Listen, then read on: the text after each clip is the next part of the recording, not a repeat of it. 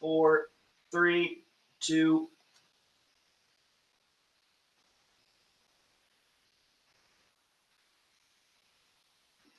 Good afternoon. My name is John Gastride, president of the Project 2049 Institute, and I'm thrilled to welcome you to our Strategic Competition webinar series. Today's edition is a conversation between our chairman, the Honorable Randy Schriver, and our special guest, Congressman Mike Gallagher. Congressman Gallagher, one of the brightest stars on Capitol Hill, proudly represents Wisconsin's 8th congressional district. He's a 7th generation Wisconsinite, born and raised in the great city of Green Bay. Mr. Gallagher joined the United States Marine Corps the day he graduated from Princeton and served for 7 years on active duty as a counterintelligence human intelligence officer, eventually earning the rank of captain.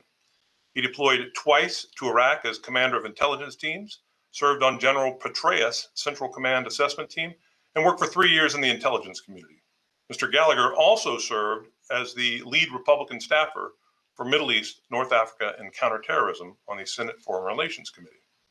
In addition to his bachelor's degree from Princeton, Mr. Gallagher earned a master's degree from Georgetown University, a second master's degree from the National Intelligence University, and his PhD from Georgetown. Congressman Gallagher currently serves on the House Armed Services Committee, where he is the ranking member on the Subcommittee on Military Personnel, and he also serves on the Transportation and Infrastructure Committee. Now, before I turn it over to Chairman Schriver, I'd like to ask my 2049 colleague, Jennifer Hong, to walk you through how to best view and best participate in today's event. Thank you. Over to you, Jen. Thanks, John. Hello, my name is Jennifer Hong. I'm the Senior Director for Project 2049. Welcome, and we have 2 ways in which you can submit questions for our live Q&A session today after the speaker's discussion. One way is to email us at ask@project2049.net. That's ask@project2049.net. Now, if you have RSVP for this event, you would have received an email from us about 20 minutes ago, so you can just reply directly to that email. Another way is through YouTube. As you know, this webinar is being live streamed through YouTube right now. So if you have a YouTube account, you could then submit your question at the chat box, which is on the right side of your screen. Now, we get way more questions than we can handle or we can answer within this hour. So we have 2 tips for you. That is, 1, submit your name and affiliation with your questions. And second is submit your questions now during the discussion, and you do not have to wait until the last during the Q&A session to submit your questions. So with that, I'm turning it over to you, Randy. Great. Well, thanks, Jen. Appreciate it. Congressman, thank you so much for being with us. I got to start with a question about your district. So much of Washington was focused on your district this past weekend. I'm, of course, referring to the Washington football team's game against your Packers in Green Bay. How do you feel the season's shaping up, particularly with you've got the Cardinals on the road, the surprise of the NFL this year is the only remaining unbeaten NFL team. So how you feel about things going right now? Well, you can't argue with 6-1. I was at the game on Sunday, so if my voice is a little bit less than stellar, it's because I was yelling. And indeed, I may have used a few bad words when Heineke did a Lambeau leap, which I thought was inappropriate and personally offensive to me. It was a microaggression, but we get past that. As for the Cardinals, already this is a shenanigan of a game because Davante Adams, our second best player, can't play because of these stupid COVID protocols. So this is already an asterisk game, and it illustrates the absurdity of the current moment with regards to COVID policies, given that 80,000 people were in the stands at the game not wearing any masks. So I sense there's no strong opinions on this matter, but well, we'll be watching. We wish you luck. So Rodgers, Favre, or Starr? Well, I've worn a Bart Starr jersey for the last decade, and he's a hero in Northeast Wisconsin. Not only for what he did on the field, but he's done a lot philanthropically for the community. And his widow, Cherry Starr, is a great human being. She was at the game too on Sunday. Everyone gave her a standing ovation. It was cool. Awesome, very good. So the Indo-Pacific. We appreciate your leadership role in the Congress on this. You've really taken up the mantle on issues related to China, the growing threat. do you feel that when you started raising these issues, you were a voice in the wilderness? Do you feel like there was sort of a latent concern and understanding, and you helped raise the profile, or do you think consensus has always been there, and now we're sort of marshaling that consensus toward concrete legislation and the like? Well, quite honestly, I kind of felt like a latecomer to the effort because I had spent the first decade of my career as a aspiring Arabist and an Arabic linguist who sort of thought that the Middle East was the center of the universe and would always be our top national security priority region. And, you know, I had the Middle East portfolio on the Senate Foreign Relations Committee from 2013 to 2015. And, you know, so you had Egypt, non-coup, you had Syria, AUMF debacle, you had Arab Spring turned Arab Winter, you had negotiations over the Iran nuclear program, which culminated in JCPOA, just disaster after disaster. And so my region was always on fire, such that I can't even remember paying any attention to China. It sort of embarrasses me to admit that during that time. I think the wake-up call for me was in 2015 when the OPM hack happened, and I got a notification along with millions of other former federal government and current federal government employees that my records had been hacked. And then I had also had the fortune of meeting a fellow CI Humint officer in Iraq in 2007 named Matt Pottinger. I took over his team and I became good friends with him, and he had been telling me for a decade that I needed to pay attention to China, and I ignored him up until that point. And so to the extent I was a little bit ahead of the curve in Congress, it's merely because of my friendship with Matt. And in the course of a pretty regular breakfast meeting every month for my first year in Congress, he sort of, and while I was working on a presidential campaign prior to that, he kind of put me through the Pottinger Graduate School of CCP Studies. And I will say, and really to answer your question, it is remarkable to me how we've gone, I think, from that process of people like me belatedly recognizing that the bipartisan strategy of integrating China into the global economy has failed, and therefore we need a new strategy in very short order, in part due to Matt's work, in large part due to some really, I think, positive efforts here in Congress behind the scenes. I think we've started to build what I perceive to be a bipartisan consensus on China.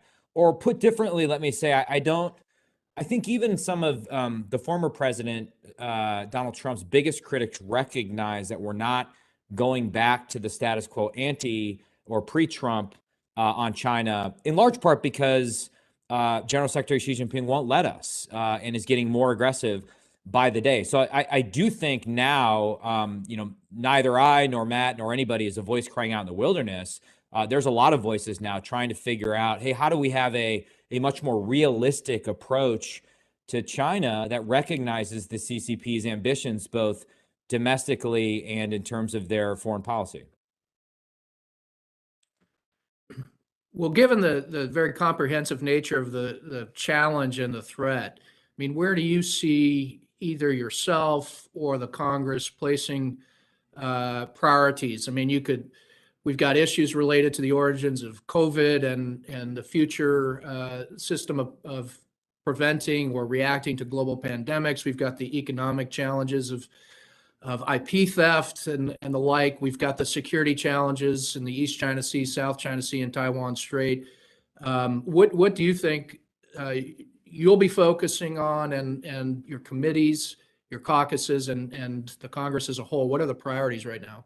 Well, I can only speak. My own top priority is conventional deterrence in Indo-PACOM, in part just because I sit on the Armed Services Committee, in part because my background is defense. I'm sure, people that know far more than I do about China could make a coherent argument that, perhaps ideological competition is more important than hard power competition. But my bias that I bring to the debate is that I tend to think our soft power draws strength from our hard power. And until we sort of get the basic balance of hard power right in the Indo-Pacific, we're going to struggle to do a lot of other things, either, on the diplomatic front or on the cyber front. I've chaired this cyber commission for the last 2 years, and it strikes me that sometimes we think we can sort of silo cyber issues because it's sort of this new and different domain of competition from other domains of competition. But I really think what you need is an overall effective deterrent posture in order to convince hostile foreign countries not to steal your IP. And a lot of that starts with ships, planes, guns, and bombs in the Indo-Pacific. And that's where I also feel we have the most work to do. In other words, while I think recent national security documents, whether it was Trump's national security strategy, whether it was the Defense Department's national defense strategy, said a lot of the right things, I think when it comes to actually implementing a posture of deterrence by denial in the Indo-Pacific in general and in the first island chain in particular, we have a long way to go. And I also think it's fair to say that the region of the world I used to focus on more, CENTCOM, is still sucking up a lot of the ISR resources that we need in order to have an effective deterrence by denial posture in the Indo-Pacific. So that's where I tend to prioritize. And I also am very concerned about our failure to build a bigger Navy. We've been talking for years now about, getting to a 355 ship fleet. It strikes me that we're going in the opposite direction. We've been studying the problem to death in recent years. And, though I may not be an expert on the region and certainly on China like you are, Randy, as I look at a map of the Indo-Pacific, one thing that really stands out is that there's a lot of water on that map. And so particularly for that sort of day-to-day competition and deterrence by denial mission, you're going to need a bigger and more capable Navy. And we have utterly failed to field such a fleet. And that really is what concerns me and what keeps me up at night, particularly as we see more and more warnings that General Secretary Xi may make a move on Taiwan within the next 6 years. Well, you mentioned the 6-year horizon, which is an odd number. It's not 5, it's not 10. And we know that came from Admiral Davidson's testimony. Is your concern now that we're in this window of 6 years, we're not moving fast enough in terms of getting to that posture and that state of capabilities? Is your concern that the PLA could even shorten that timeline? What's your view of that? Well, I'm concerned you guys might have to change your name from Project 2049 to 2025 or something like that. But beyond that, listen, I just think you're seeing a less favorable balance of power by the day. I mean, who knows what lurks in Xi's heart, but certainly he has not been shy about highlighting the importance of reunification of Taiwan with the mainland. I think there's a persuasive argument out there that after they pocket the propaganda victory that we'll be hosting the Winter Olympics in early 2022, there could be and to the extent they perceive a permissive environment with America internally divided, some of the fallout from Afghanistan, et cetera, things could get pretty frisky between 2022 and 2024. Who knows? I don't know. I don't think our intelligence community knows. So much depends on CCP's intentions and just exogenous events. And as coronavirus shows, sometimes massive exogenous events happen and screw up all your predictions. But what I do know is that the balance of power continues to get less favorable to us.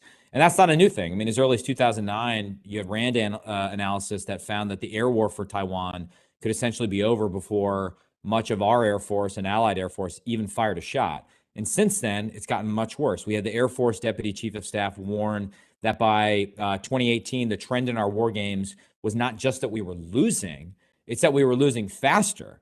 And then more colorfully, RAND's David Ochmanek put it, whenever we war gamed a Taiwan scenario over the years, our blue team routinely got its ass handed to it. So it's clear to me that if we went to war in the Taiwan Straits tomorrow, we'd probably lose. And it's also clear to me that the threat horizon for the Taiwan scenario is growing more near by the day. It's why I think Admiral Davidson's testimony was so important. And notably, the CNO and the Commandant agreed with what we've now called the Davidson window. And it's easy to dismiss it. It's easy to shoulder shrug away problems like declining force structure or a growing missile gap if you think this is a decades-long marathon. But it's a lot harder to do so if you think there's a very real near-term chance of war, or at a minimum, you think it makes sense to plan on that time horizon. And I do. And I think the challenge for us is to make sure that we don't sacrifice investments in long-term priorities like shipbuilding, innovative technologies that we need to compete for the long term, while at the same time getting the Department of Defense to do a course correction on the near-term conventional balance in the region before it's too late. So that, as I alluded to at the outset, I think that means thinking less in terms of Battle Force 2045, which was sort of Secretary Esper's last shot at what the fleet of the future was going to look like, and more in terms of Battle Force 2025. Ships we budget for today may be important tomorrow, but they won't be ready to fight by 2025 or 2026. So what we need to do are find ways we can rapidly surge combat power into the region with innovative options that we can field in the next 3 to 5 years. Some obvious things stand out. I mean, sending small teams of Marines equipped with long-range missiles to U.S. territories and possessions like Guam, Wake, Midway, the Northern Marianas. Compact states like Palau have been begging for U.S. forces as well. So you can distribute long-range fires across the region. You can keep the P-8 production line open and out them with long-range anti-surface missiles, but you could also use Mark 6 patrol craft that the Navy wants to get rid of as PT boat style platforms for Marines to fire long-range anti-ship missiles. But I just get the sense that we're not having that discussion, or maybe the Pentagon's having it and not including Congress in it, of here's what we can actually put into the region in the next 3 years, while at the same time not compromising all of our long-term investments, whether it's a future frigate or Columbia-class sub, if that makes sense. Sorry, I went on a rant there. No, that makes a lot of sense, and I appreciate the detail. We often remind people that the Taiwan Relations Act is not just about selling arms to Taiwan for defensive purposes. There is a provision that says the U.S. must maintain the capacity to resist force if asked to do so by National Command Authority. So it's actually a legal obligation for the U.S. forces to have the capacity to resist force. It's not one that the administrations are often called to answer on, but maybe that's one for your quiver, an arrow for your quiver down the line there. Of course, there's other parts of this equation. There's what Taiwan can do for itself, and there's the growing interests on the part of friends and allies. So I might ask you about each. Do you have a sense of how Taiwan is doing in their overall defense concept, how we are doing as a partner to Taiwan in providing weapons, providing training and services, and can that be improved? Well, there was, I think, a Wall Street Journal report this week that talked about problems in Taiwan's military. And a lot of those, it seemed like from the report, they talked about it kind of as esprit de corps problems. And I, without sort of venturing into classified territory, I mean, I sort of largely agree that there are legitimate doubts as to whether about Taiwan's capability to defend itself. And I think we can get far more creative in terms of options for equipping Taiwan with options for coastal defense, really getting creative with intermediate range missiles now that we're freed from the constraints of the INF Treaty, and as well as now that we're acknowledging that we have a military presence on Taiwan, or at least that's what's in open source reporting, increasing that presence and doing more training as much as possible. And there also is a world in which I think states here domestically can, through their National Guard programs, develop creative partnerships with Taiwan's military. That's sort of a small piece of the puzzle overlooked, but as you know, Randy, that makes a big difference to our allies and partners. And I've had a provision in the NDAA that would do just that. As for our arms sales to Taiwan, I really commend the work that you did and the entire Trump administration did in terms of increasing, or at least attempting to increase what we're selling to Taiwan.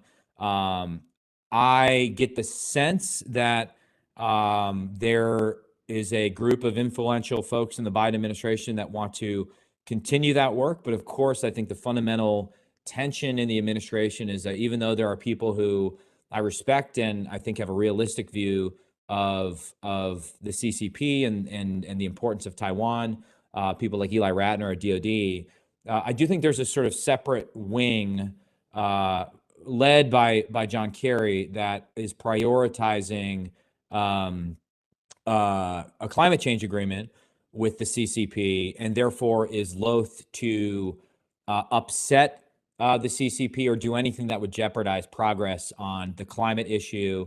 And perhaps there's no thing that jeopardizes or upsets the CCP as us selling more weapons to Taiwan. So that's a little bit of what worries me right now. And I think there was a third part of your question that I'm now forgetting. Well, I was going to move on to partners and allies. You're Okay. the U.S.-Japan caucus. There seems to be growing interest in Japan on the Taiwan problem set, but I would say even more broadly, the challenges that China presents. We've got the bolstering of new bureaucratic arrangements such as the Quad, now AUKUS. Are these developments enough to keep us ahead in our competition with China? Are you bullish on the alliance with Japan, these other alliances? Is it going to be enough to compensate either for our hard power shortages and ships, just making the problem set harder for the Chinese by having more onsides with us in the event of any contingency? Well, just quickly on Taiwan, two things I kind of left out is I do think that the president's recent comments saying we have a commitment to defend Taiwan and then backing off of it, in my opinion, this is sort of a bit of a Freudian slip from the president, and it would actually be a good idea to abandon the policy of strategic ambiguity. And I think strategic ambiguity is, in some ways, I think, standing in the way of Taiwan's defense right now, but I could be in the extreme minority on that issue. And then the other thing I just would say is I think we have a long way to go, those of us in public office, in terms of explaining the importance of Taiwan for America's own security and how, and particularly if we're going to move past strategic ambiguity, why the American people should care about defending Taiwan. And we can get into that later if you want. As for other allies in the region, I mentioned the need to build a more dispersed regional posture, especially with ground-launched missiles. Japan and Australia both play key roles there. Since we got out of the INF Treaty, both of them have seemed very tepid at best when it comes to playing host to U.S. missiles. Yet I am optimistic on both. When it comes to Australia, I don't think you can overstate how important AUKUS is in terms of expanding our strategic alignment. In a lot of ways, I think it marks the culmination of a process which has been ongoing for the past 4 or 5 years, where Australia has gone from being kind of stuck in the middle of the U.S. and China to being China's public enemy number one and strategically in lockstep with the U.S. as a result. Or just look at Japan's deepening engagement with Taiwan. They seem to be moving in the right direction as well. In fact, the Japanese are already deploying their own anti-ship missiles to certain islands. There's a very simple argument for the State Department, in my opinion, to make our Japanese allies, to make it clear that our anti-ship missiles are no more escalatory than the missiles already deployed to these islands, especially since many of these same exact missiles that we would want to deploy are already based in Japan aboard ships. So I think if war breaks out over Taiwan, we want to have an allied command and control apparatus ready to spring into action. And that's probably where we have the most work to do. And in my mind, Indo-Pacific Command could take steps like reconstituting Joint Task Force 519, which had been established to run point on maritime contingency response in the region. It was previously solely an American structure. I think it might be a good idea to invite our Japanese and Australian partners into that to better integrate our operational planning and facilitate the joint operational forces in the event of war. So, I guess I'm bullish on our allies over the long term, but, we do have a lot of work to do in terms of figuring out, if things really escalate over Taiwan, how are we going to fight together as an allied unit?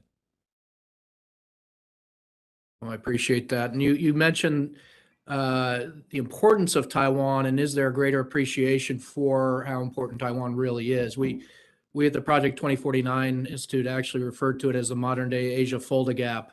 It's that important to not only the 23 million people of Taiwan, but if you look at its geography, the proximity to Japan and the Miyako Strait, the proximity to the South China Sea, the second island chain, the geography itself makes it that important. And we're doing our part to try to raise the profile here. And I know you are playing a leading role in that in Congress, and we very much appreciate that.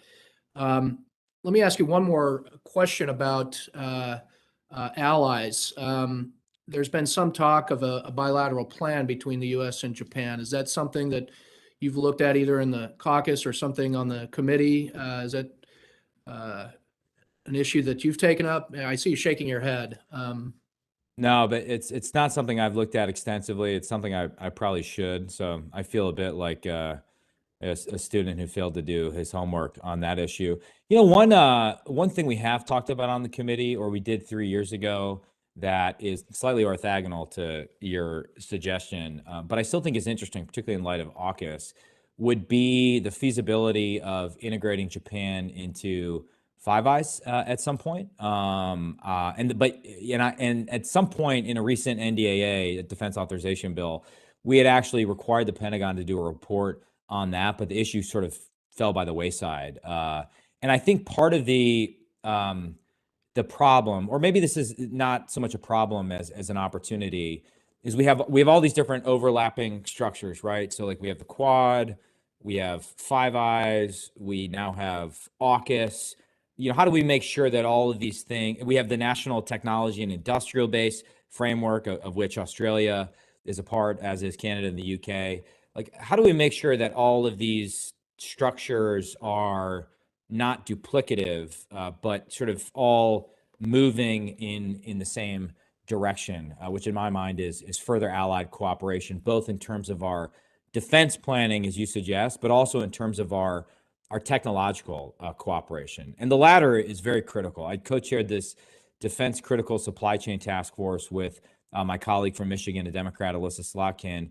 And I think one of our biggest findings was that there's only so much you can do in terms of onshoring domestic production of things like pharmaceuticals, rare earths, energetics, semiconductors. Really, the only successful strategy going forward is less of a kind of buy America strategy and more of a buy allied mentality, where we kind of coordinate with our closest friends. Okay, what are the things where we can pool our resources and start to build more resilient supply chains and develop economies of scale in certain critical areas? I mean, that's an area where I just think there's a lot of work that needs to be done in Congress. I mean, put differently, instead of pursuing autarky, which doesn't work and is counterproductive, our focus needs to be, yes, getting out of China, but then to figuring out what we absolutely have to make in the US and what we can safely source more effectively or efficiently from allied or partner nations. For example, I've suggested that one of the low-hanging fruits geoeconomically right now would be for the United States to sign a gold standard post-Brexit trade agreement with the UK that has a simple docking provision where if other countries can meet the very high standards we would establish, we would let them into that agreement. So I think there's a lot of opportunity there, particularly in the wake of COVID and in the wake of China getting more aggressive in terms of economic coercion, threatening to weaponize supply chains or doing it in some cases. I only think the demand for that is going to increase both here domestically and then among our allies, if that makes sense. Well, it certainly does. And we followed your work on the task force very closely and appreciate your work on that, because we can stay at the 30,000-foot level and talk about strategic competition a lot, but you have to get granular at some point and deal with the practical issues that can really aid us in this competition and better our position. So just a little bit more on that task force work. And I understand the point about onshoring is probably not optimal or even realistic, but diversification. My experience is many companies understand the direction of things, but at the end of the day, if they're doing all right in China, they're going to keep operating the way they're operating. Do you foresee this eventually as something that Congress is going to have to act on and force the hand a little bit on the industry side? I do. It's such an interesting point, because a few months ago I did a couple trips to New York and met with a lot of less sort of Fortune 500 CEOs and more major asset managers, all of whom had significant investments in China. And here I was sort of, obviously like the national security hawk in the room saying, hey, David said's warning about Taiwan. We have a incredible bipartisan set of legislators increasing scrutiny on genocide in Xinjiang, forced labor of Uyghur Muslims, legislating with that in mind, So, the tail risk from Taiwan is not a distant tail risk. It's a very real risk that you need to price into your investments. And also, you're going to get more political scrutiny when it comes to human rights abuses in China or forced technology transfer. Why are you 3xing your investments in China or opening up offices in China? And I came away from those discussions thinking, well, it's like, why did John Dillinger rob banks, right? Because that's where the money is, right? So if you're generating double-digit returns in China in general and China tech in particular, you're not going to listen to, the mad ravings of a third-term congressman from Northeast Wisconsin. You're going to keep making money. I don't think that's sustainable for a few reasons. Put aside whether there will be an actual confrontation over Taiwan, which would not only change the game, but I actually think be uniquely destructive to the Wall Street community. In other words, if you doubt the willingness of a future president to actually go to war in a conventional and certainly nuclear sense over Taiwan, and I think it's reasonable to doubt that, you could guarantee that as merely a face-saving measure, a future president would fire every economic and financial weapon in their arsenal if that happened. And we have not worked through the escalation ladder. What does that mean, right? What does that mean for people with investments in China? What does that mean for retirees in America whose 401k is tied to the health of Chinese companies? I just think there's a whole series of problems. But put that aside, I just think particularly if the Wall Street community, and I know I'm painting with a broad brush, is going to keep evangelizing for this ESG movement. And the global ESG movement is intensely correlated with the energy crisis we're seeing in Europe and in China in some ways, although they're not going to comply with ESG requirements.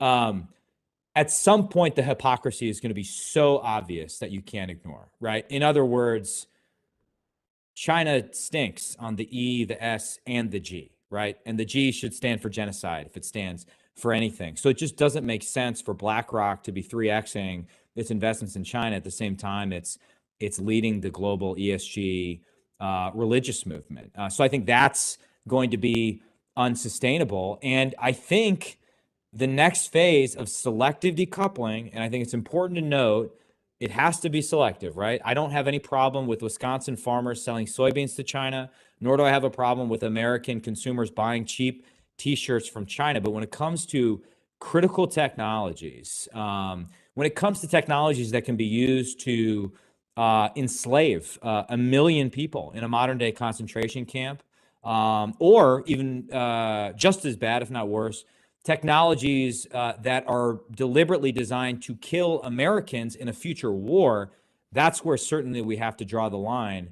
And I think it's only a matter of time before we enact legislation that does something along the lines of at least prohibiting major American university endowments from investing in China directly or through an index or something like that, like MSCI, which has been corrupted by the CCP in recent years, as well as state and local pension funds, particularly those that receive federal government support. In other words, if you are a tax-exempt entity or you're receiving taxpayer dollars, I think it's reasonable for us to say you cannot invest money in America's biggest adversary right now. And I think some form of that is coming, whether big American companies like it or major asset managers like it or not. And I also think that the person that's done the most to accelerate selective decoupling from China is Xi Jinping, with what he's done with Didi and the Ant Financial IPO. I think investors are waking up to the material risks of investing in some of these companies, particularly as we now know they're inserting cadres of CCP officials in a lot of the corporate governance structures, such as they exist in these companies. As a fiduciary matter, I don't think it makes sense to be investing in China right now, given the direction the party's going. So that's a long way of me saying, yes, I think the pressure is going to get greater for American companies to get their supply chains out of China and for American capital to stop flowing to China? I really appreciate those important remarks. We could talk a lot more about that, particularly on that very last point about capital.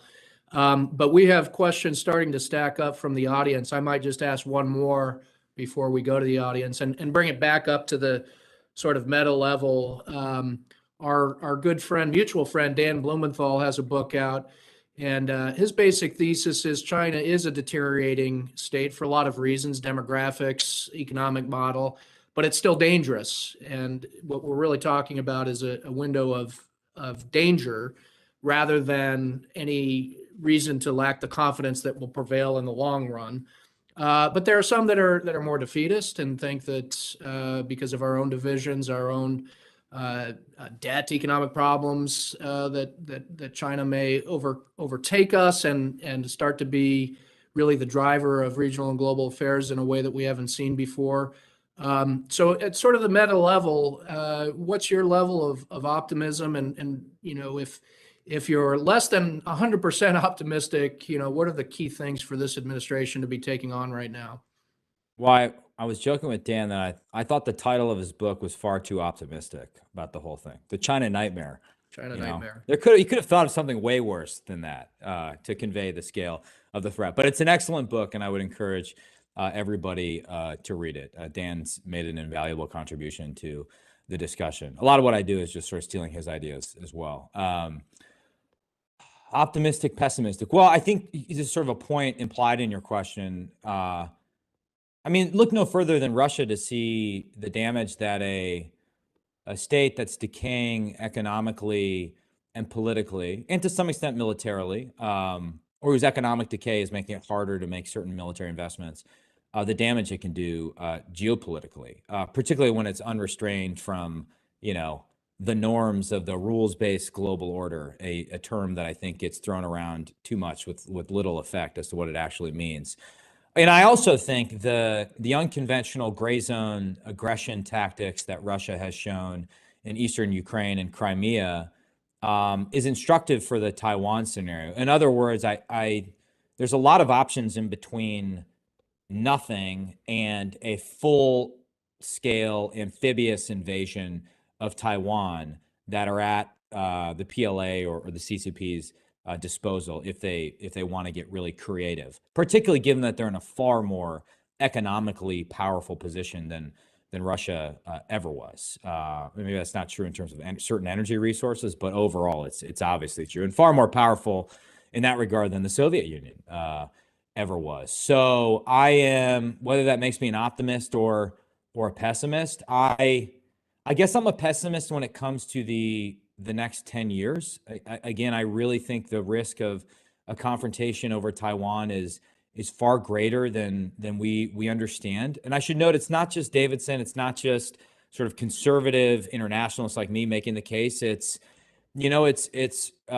scholars I really respect, like Oriana Mastro, who I think had a very convincing argument in Foreign Affairs called the Taiwan Temptation, about why the CCP might want to do this sooner rather than later. So I'm sort of pessimistic about that, and I'm pessimistic about our ability to deter it in the near term, because I just don't feel like there's a sense of urgency right now. And in particular, I think the Pentagon is about to take a massive step backward from the work you did, Randy, when you were in the administration.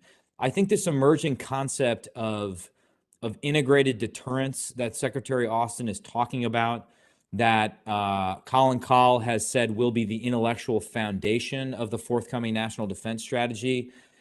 I really think it's kind of a bankrupt buzzword that's going to be used as a smokescreen to cover for the fact that we are going to disinvest in hard power or in conventional deterrence and put all of our eggs in the basket of a technological third offset, or, we're going to use other instruments of national power to deter a Taiwan invasion other than military, or we're going to get our allies to cover the gap. Well, our allies are only willing to follow as far as we're willing to lead. And so I'm pessimistic about that. What am I optimistic about? Well, I wonder if there's a world in which the CCP has overplayed its hand in the last 2 years. I think particularly the wolf warriors who are all over American social media companies spreading anti-American propaganda. I think it's turned off a lot of people, particularly in Europe, maybe are waking up to this. And in Britain in particular, I think there's a little bit of a change, less so with Germany.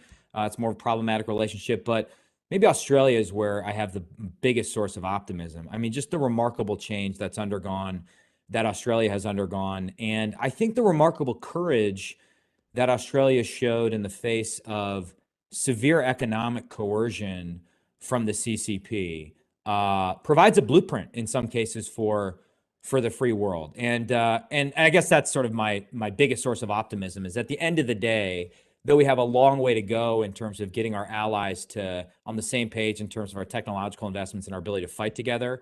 I mean, China doesn't have what we have in terms of a vast network of allies and partners that genuinely want to work with us, right? Want to work with us. And I don't even think China thinks about sort of developing allies in the way we do. They sort of think about developing vassal states that are subservient to Chinese demand. So that is a huge advantage for us. And then just, America has shown its capacity for course correction time and again. We faced greater crisis than the one we faced. And I can't help but think that Churchill will be proved correct when he said, America can be counted on to do the right thing after it's exhausted all the other alternatives. So we might be taking a bit too long exhausting all the alternatives, but I'm long on America. Well, that's a great optimistic note to pivot from, and I certainly agree with your points about allies and the importance. It's really an asymmetrical advantage we have if we work with them in the right ways and focus on the right challenges. Another point we often make here is, and I think it's an accurate, defendable point, in the Indo-Pacific, our worst relationship is about as good as China's best. And it's your point about how they treat other countries, how they think of other countries. They're not trying to cultivate allies as much as they're trying to bully neighbors into being more deferential. But appreciate very much your comments. I certainly could go on longer, but I want to give our audience the benefit, if with your permission, Congressman, to turn to that phase of the program. And I think I'm turning it back to Ms. Hong. Yes. All right. Thank you. We have many questions here for you. So we are going to start with Tina Chung from Voice of America, China branch. After U.S.-Taiwan held a working group meeting on Taiwan's participation in the UN and related agencies last week, China's Foreign Ministry spokesperson said U.S. support to expand Taiwan's international space is sending the wrong signal to Taiwan independence forces. And former Chinese ambassador to the U.S., Sui Tiankai, questioned Washington's motive for such efforts, saying that China will never let the U.S. succeed. Now, what is your response to such characterization of the U.S. approach to Taiwan's international participation? Is the Biden administration sending the wrong signal to Taiwan's independence forces? And then if I may actually combine two questions together, what should President Biden's message be on Taiwan when he meets virtually with Chinese President Xi later this year?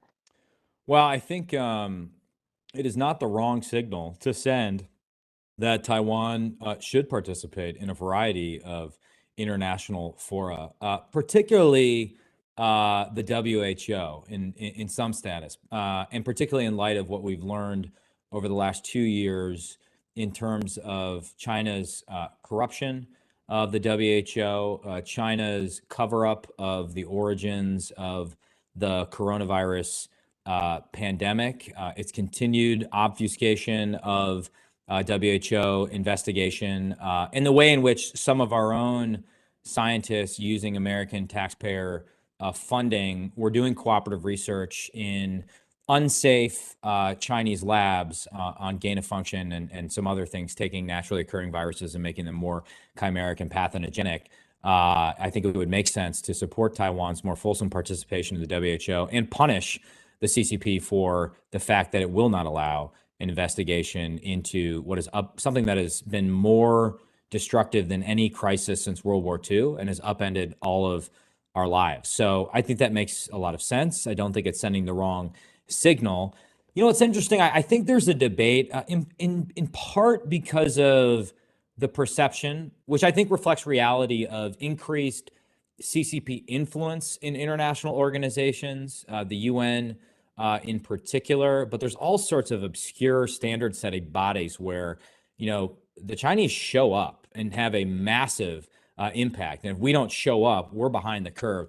I think because of that, there's a debate, particularly within my own party right now, about whether to engage or disengage with these organizations.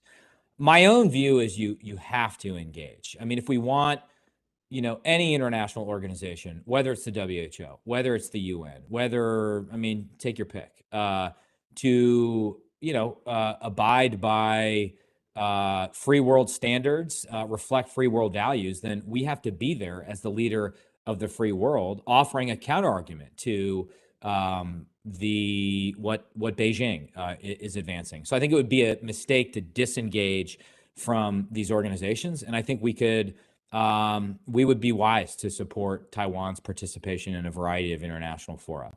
The second part of your question was the message Biden should have when he talks to General Secretary Xi. I guess it would be a simple one. Don't invade Taiwan. If you do that, you can expect a response. Now, of course, as I previously argued, I don't think the policy of strategic ambiguity serves us well at this point. I would have preferred Biden didn't walk back his commitment to defend Taiwan the other day. I have no confidence that the administration would actually deliver a blunt message to China that if they try something, we will respond. But that's what I hope President Biden would say to General Secretary Xi, as well as delivering the message that we won't be participating in the Winter Olympics in Beijing because we don't want to give a regime that we have said, and it's not just the Trump administration, but also the Biden administration has confirmed is committing genocide right now. Yeah, speaking of joining and being part of the conversation, Satu Limai from East West Center said, what is the current congressional thinking on CPTPP, the trade agreement, now that PRC and Taiwan want to join? What will that motivate the U.S. to join, to shape the membership? Such a good question. So let me just talk about the political reality right now. I don't sense an appetite in either party to rejoin, even if, and there was just as much Democrat opposition, if not more, than there was Republican opposition, and a lot of that at the end of TPP just had to do with distrust of then President Obama, and then owing to campaign promises that President Trump made. Obviously, he wasn't interested in reviving talks over a massive multilateral trade agreement, and instead tried to strike a variety of bilateral trade agreements, was successful in some cases. So I just don't see an appetite in either party to rejoin, but there may be an opportunity. I think it in the let's say midterm. I think it would take presidential leadership, but effectively you'd have to make two arguments. One, if we do nothing, we're going to allow China to dictate the terms of trade in the Indo-Pacific region.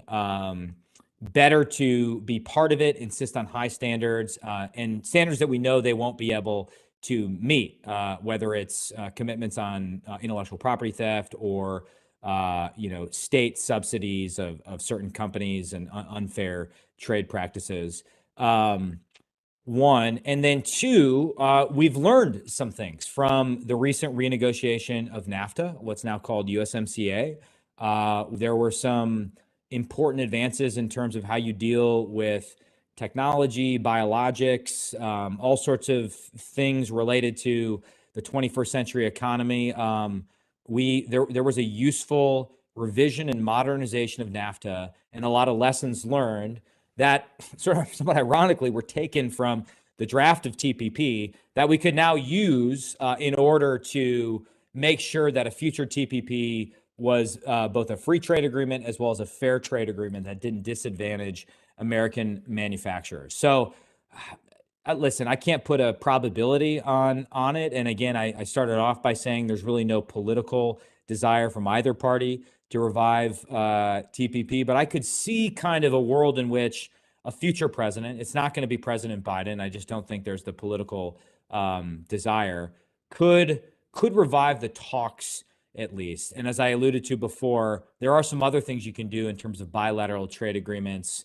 I mentioned the UK, but potentially working towards a digital agreement with countries in the region, starting with a discussion with Singapore and some others. There are other things you can do to sort of enhance the trade agenda. At the same time, TPP seems like it's on life support and no one's going to resuscitate it anytime soon. Thank you. The next question is from Matthew Cranston from the Australian Financial Review. What do you expect or hope Australia's role will be the first 72 hours if China invaded Taiwan? And this question is for both you and Randy. Oh, Randy, you might have a better answer than I do. Well, you're going to have a lot of Marines in Darwin that are itching to get into the fight in those first 72 hours. So perhaps we could get them there as expeditiously as possible. But my hope is that we come up with creative ways to have for our ships to be interoperable in the next few years, such that our fleets would be fighting together and would be some of the first forces to respond to that crisis. And as I alluded to before, I would hope that we get a little bit of progress in terms of a basing agreement for INF non-compliant missiles. And there, I think Australia has a very big role to play. And then just because I'm wearing Australian boots right now and an RM Williams belt as well, and I chair the Friends of Australia caucus, and I have a deep love for my Aussie mates. It's a beautiful thing to think that we fought together in every conflict for the last 100 years. And I think the ties our country have are not just reflective of shared interests, but also shared values and a shared military history. And that's a very, very powerful thing. And so we're very lucky to have an ally like Australia. And I have no doubt that we would be fighting together in that scenario. Well, thank you. And I agree with everything the Congressman just said. And it's really remarkable, the evolution of thinking and willingness to be more public about the China challenge. Australia has been a stalwart ally, as Congressman Gallagher mentioned, fighting alongside us in every conflict. But the alliance can still be modernized and oriented more appropriately for the modern challenges. And I think that's the path we're on.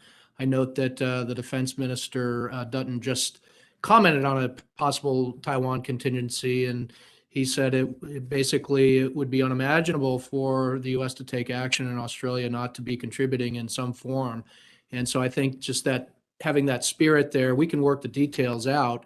And I know we're looking at these various things. I do like the point about interoperability. We might even take that further and look at composite crews, particularly on submarines, if we're going to look at a near-term stopgap measure before they put newly constructed submarines in the water. Maybe there's a way we could have Australians aboard LA-class subs. I know former Prime Minister Abbott has talked about that on our platform at Project 2049. But I'm very encouraged by the direction they're headed and the seriousness with which they're approaching this. Thank you. This question is from Bob Yang from Formosan Association for Public Affairs. Now that the presence of U.S. military trainers in Taiwan is a public knowledge, is it not time to increase the scope of the operation due to national interests of both Taiwan and the U.S.? We can start with you, Congressman.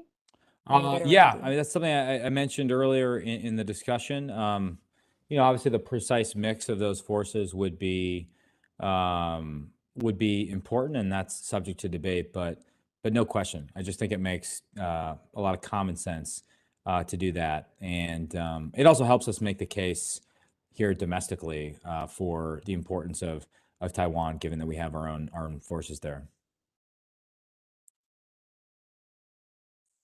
Yeah, and I don't think the numbers necessarily have to be huge. Our interests are in basically evaluating points of access we may want and may ultimately have in a contingency, and understanding how we would operate in a contingency after we put forces on Taiwan. We also have some very practical cooperation with Taiwan where more active duty forces might actually help with training, reserve training, for example. Congressman Gallagher mentioned the state National Guard programs. These are fantastic programs. I'm not sure where Wisconsin has partnerships. You may know off the top of your head, but they're very high value programs, and that's something that could be considered for Taiwan. Our Coast Guard being more involved. We have a Coast Guard to Coast Guard agreement now. There are always voices of caution and want to do things incrementally.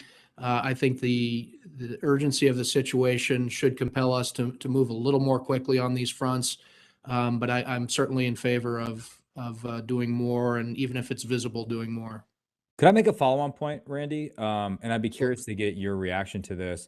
It's my working hypothesis that maybe my own career reflects this. We do a poor job, at least in the military, of sort of developing true regional experts. And no doubt there is now going to be a whole generation of China specialists and Mandarin linguists that serve in the military, and that's all well and good. But I just don't get the sense that we're developing people with a granular expertise on Taiwan, Indonesia, the Philippines, Vietnam, India. I mean, sort of all the key kind of ally and partner countries where you really need a deep understanding in the way that we sort of, a lot of our best and brightest developed such an understanding of the former Soviet Union in the old Cold War. If that makes sense.